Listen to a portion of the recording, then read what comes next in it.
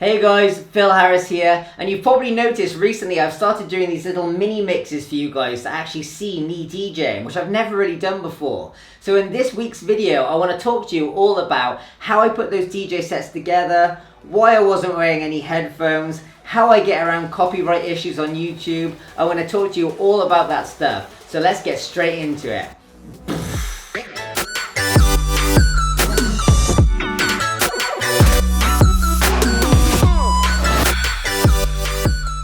Hey guys, so let's just get straight into it. So the first thing I wanted to tell you guys is obviously when you're performing a DJ set for YouTube, it's going to be completely different to when you're performing a DJ set live. Because when you're DJing live, the only thing that matters is how much fun those people in front of you are having. Because you've been employed to make sure they're dancing and they're having a good night. So I'm just feeding off the people in front of me constantly there. Are they liking the music? Are they not liking the music? And those are the only two questions I'm ever constantly asking myself.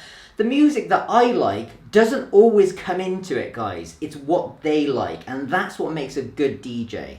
But I don't want to turn this too much into a rant. The fact of the matter is, when you are performing a DJ set to a camera, you have to go on the music that you think people are going to like, and really it just comes down to what music do you like. So this is the single most important thing, okay? I'll decide what kind of DJ set I'm doing and how long I want it to be. So then I know, well, I'm looking for this kind of music and I need roughly this amount of tunes. Cool, so what I'll do then, go to my Spotify, get all my favorite tracks, go to SoundCloud, get my favorite tracks, go to iTunes, download them all and chuck them into Serato, okay? So I've got a big file full of all the music that I know I want to go into this DJ set.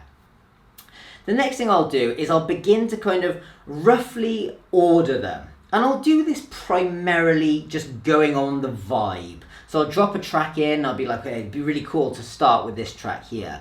And then what I'll do is I'll often look at BPM and key, but to be honest with you, the DJ sets I've done so far, I've kept them around the same key. So they're all around 127 to 130 BPM because I don't want to make life difficult for myself. Then when I'm trying to choose an order, I'll then start looking over the keys. So I'll be like, okay, well those songs would go quite well together and those songs I could batch.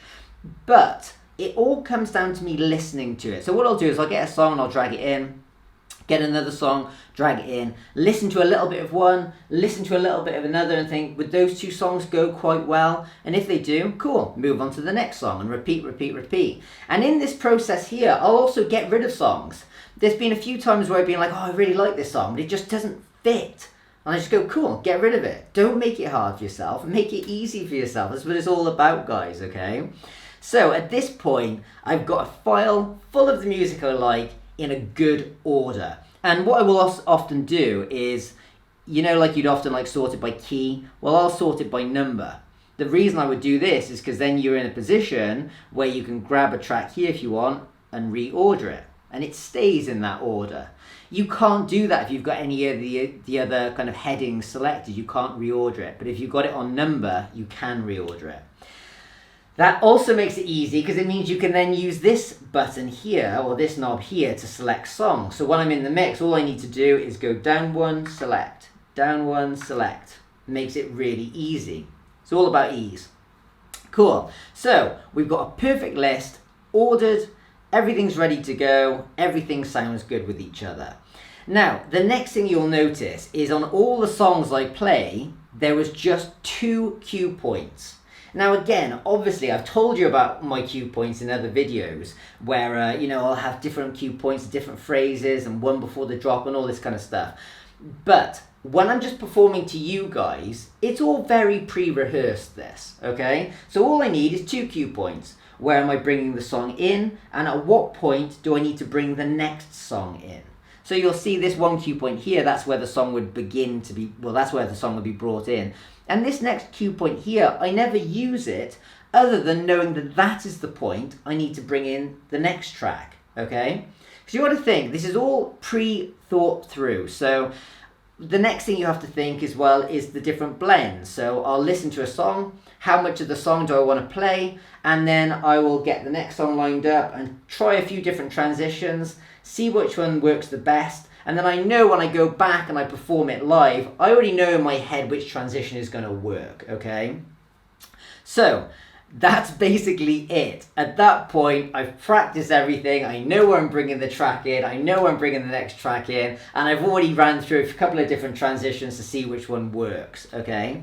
Which kind of brings me on to my next point. A couple of you guys have been commenting that I wasn't wearing any headphones. Now, of course, I would never go out live without headphones and just try and wing it.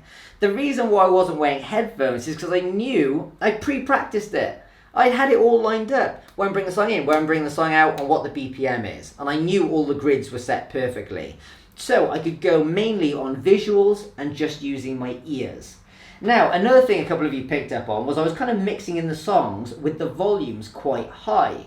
And I know that, like, obviously when you're doing like a nice long beat match, it's good to bring it in low and blend it in so it's almost completely invisible.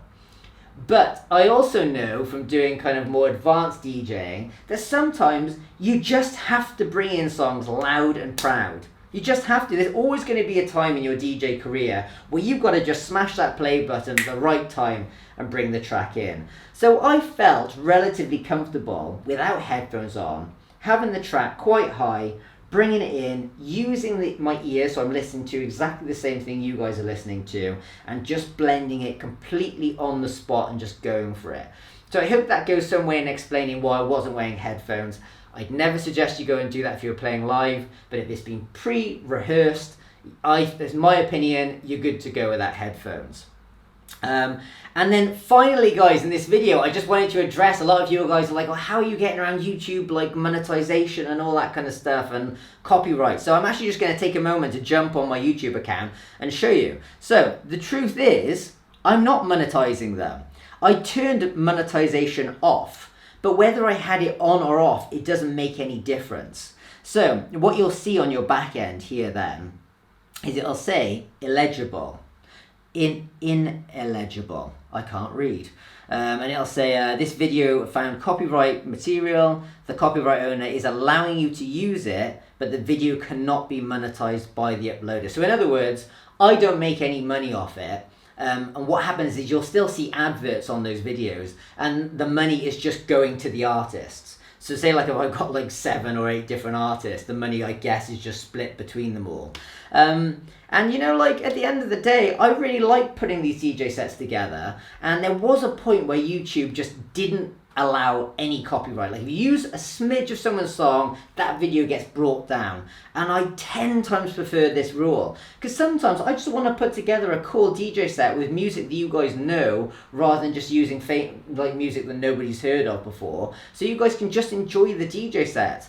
I like it, you guys like it, and you know, you don't get much money from actually YouTube videos anyway, so it's no biggie, you know, you guys enjoy it and I enjoyed it. So that's it. In fact, if you click on this, you can see copyright claims, where you can see like, it basically says, the video is not affected, so I can still show it. The content ID claim for your video doesn't affect your channel. Everyone can view the video, but the video cannot be monetized. And then it lists all the songs you were not really supposed to use, and happy days. So as far as I'm concerned, guys, go ahead and do a couple of your own DJ mixes. In fact, send them to me so I can have a look at them. I'd be interested to see them.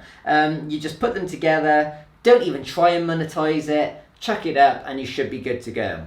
So guys, a bit of a ramble there, but I kind of thought I'd try and squeeze it all in. I hope that's been helpful to you and it's been like insightful. I'm going to continue doing more of these DJ sets, and I know a couple of you already started making suggestions as to what kind of music you want me to do. So put some more suggestions below as to different kind of DJ sets you want me to do, and I'll definitely get around to doing them. What I'm going to do is one week I'm going to do a DJ set, next week I'm going to do a tutorial, and I'm going to go back and forth like that. So there we go, guys. I hope you liked the video. I hope it's been insightful. And if you've liked it, make sure you give the video a like. Make sure you leave a comment. Tell me what you think about all this kind of stuff. And if you haven't already, subscribe to my channel for more DJ sets, more tutorials. And finally guys, if you guys are interested in putting together these DJ sets but you don't feel very confident and you want to get better on your DJ decks, as you probably know by now, I've got a full course at beginnerdjlessons.com where you can go, and there's 3 different courses: a beginner, intermediate and advanced. It will take your DJing to that next level and it will build your confidence so much. And everything I do in my DJ sets can be learned on these courses. So there you go guys. Slightly different video this week. Hope you enjoyed it and I'll see you next week. Thanks for watching. Ciao!